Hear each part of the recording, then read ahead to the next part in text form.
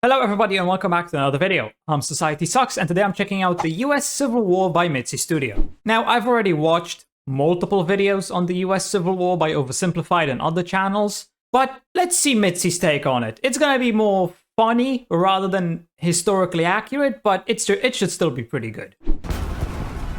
Today we're diving into the biggest family feud in American history, the Civil War, a drama filled with slavery, heroes, and battles, with Fort Sumter being the spark that lit the powder keg.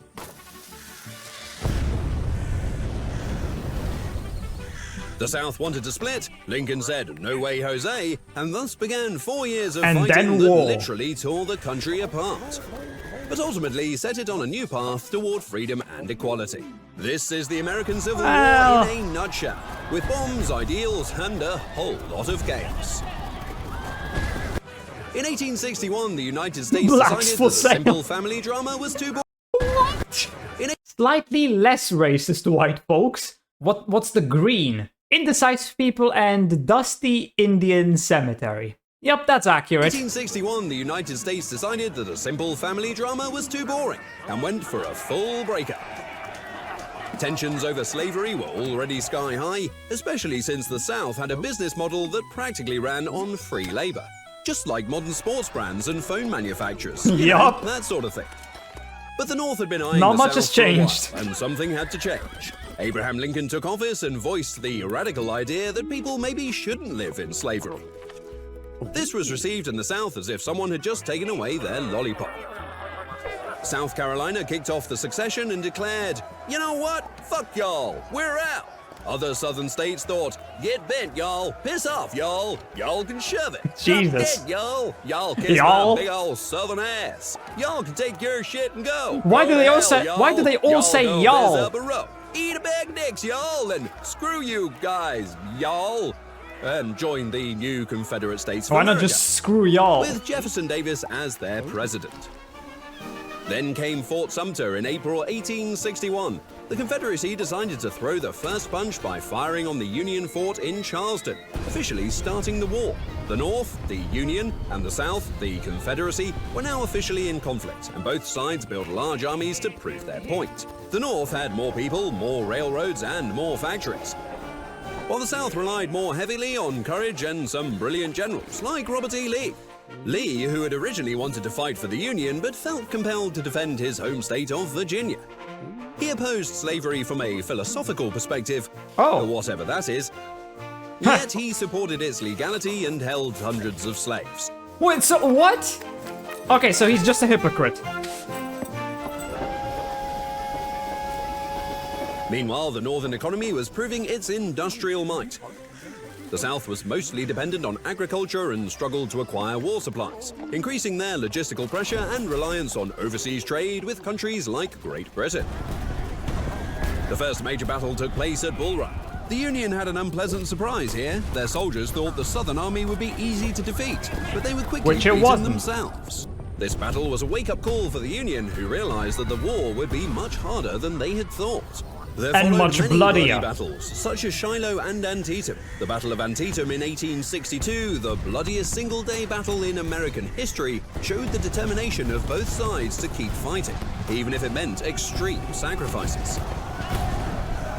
Winning Antietam gave Lincoln the chance to issue the Emancipation Proclamation, which declared all enslaved people in the southern states free. This made the war for the Union not just a fight for unity, but also a fight for moral justice, the first wokies, as you will. At the same time, it discouraged European countries like Great Britain from supporting the Confederacy. Yup, because now it's about morality. Another important factor was control of the Mississippi River. The Union launched an Anaconda Plan. No, I hear what you're thinking, but that wasn't it. Thank goodness. It was a plan to surround and exhaust the South by cock-blocking. Cutting off their supply of weapons and goods. Yeah, cock-blocking. By capturing control of the Mississippi, the Union split the South in two, making it harder for southern states west of the river to connect with the eastern forces. In 1863, General Grant led the siege of Vicksburg, giving the Union complete control of the Mississippi. This was a massive blow in the nutsack to the South, and left them both economically and strategically castrated. The Battle of Gettysburg in 1863 became one of the war's most crucial battles. General Lee tried to turn the tide of the war with an invasion of the North by attacking Pennsylvania, but his troops were eventually crushed like goobers. Gettysburg became a turning point. From that moment, the South was modestly on the defensive. Lincoln seized the victory to give his famous Gettysburg Address, calling for a new birth of freedom for a nation dedicated to the proposition that all men are created equal. Well, that was a lie. In 1864, Ulysses S. Grant. Okay, well, the divide in the US isn't really as much by race anymore. It's now mostly the rich people and the poor people. Let's be honest, we can't even call them less fortunate. It's poor versus rich. Nicknamed the Butcher, became the Union's commander and adopted a strategy of constant attacks to wear down the Confederacy. He launched the Overland Campaign, sending his armies to relentlessly engage Lee's forces. Grant's approach was simple and ruthless. The Union had more soldiers and resources, so if he just kept attacking the Confederacy, their reserves would eventually run dry. Just whittle them down until there's nothing left. This led to bloody battles, such as the Battle of Wilderness and Spotsylvania. Meanwhile, Union General William Tecumseh Sherman led his famous March to the Sea in 1864. What began in Atlanta turned into a trail of destruction toward the Georgia coast. Sherman's army destroyed railroads, factories, and farmland to fuck over the Southern economy and break its morale. His scorched earth tactics left the South poor as a church mouse and was a final blow to any hopes of the Confederacy making a comeback. By 1865, the South was completely exhausted. Soldiers deserted, supplies were depleted, and the dream of a separate Southern nation quickly faded. After a long and weary chase, Lee's army was surrounded. He was forced to surrender his ass to Grant at Appomattox Courthouse on April the 9th, 1865.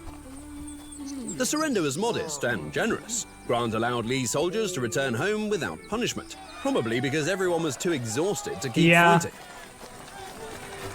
Unfortunately, the war... Also, you can't keep punishing them further because you do have to reintegrate them back into the Union. You can't just keep punishing them because by doing that, you're only gonna fester more resentment and you might cause another uprising. The war ended with a tragedy. Yeah, Lincoln got killed.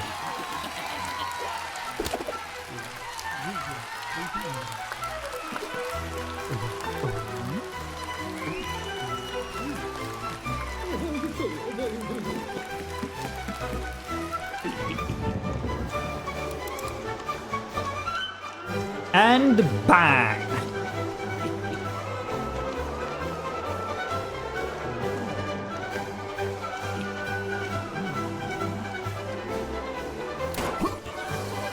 Lincoln was assassinated by John I Broke a Foot Wilkes Booth, a Southern sympathizer, which shocked the nation.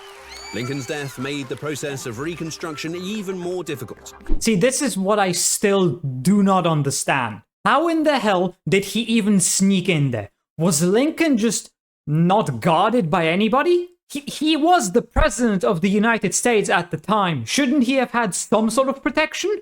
At least a few guards in the booth to make sure something like this couldn't happen? Or were the Americans at this point in time just completely oblivious and they were like, nah, no one would do something this bold? And showed that the fight for equality and unity was far from over. What important things did we learn from the American Civil War? Getting rid of slavery is a very pricey endeavor. Hundreds of cities were flattened and 620,000 soldiers had to kick the bucket to adopt a more inclusive business model. Christians tried to stop the slavery thing several times before, but it was officially abolished with the 13th Amendment. So, good job there, chaps. It's something countries like Saudi Arabia, India, China, Pakistan, North Korea, Nigeria, Indonesia, and Bangladesh might learn something from, right? That's the best thing about this. So many people will still blame Europe or the US for slavery, but none of those people look at countries which are currently practicing it. For fuck's sake, turn your attention to the people currently doing it. You wanna protest? Do that kind of shit? Go over there. I mean, you'll probably get arrested or, hell, maybe even killed. But yeah. The Civil War brought the country one step closer towards a better future. Though the struggle for civil rights still had a long way to go. Yup, the KKK. I don't even know what the Triple K stands for. Yeah, I do want to talk about modern day slavery a bit. The amount of people who will keep blaming Europe and the US, it's just insane to me, because slavery is still a thing in modern day, but people are directing their anger at the wrong countries. Also, for some reason, many people don't know about slavery around the rest of the world. Many seem to think that it was just the US and just the black people, which, I mean, that really just shows the lack of education in those countries, which, you know, just omit and ignore those other slave trades. But I mean, hey, yeah, you know, there's an agenda to fulfill, you know, to get some easy votes from certain minorities. Gotta pander to them. Fuck the politicians. But yeah, that's enough on that subject. So yeah, just hope you enjoyed this video. If you did, please consider subscribing and leaving a like. If you want to see more reactions, check out this video right here. And with that, I'll see you in the next video.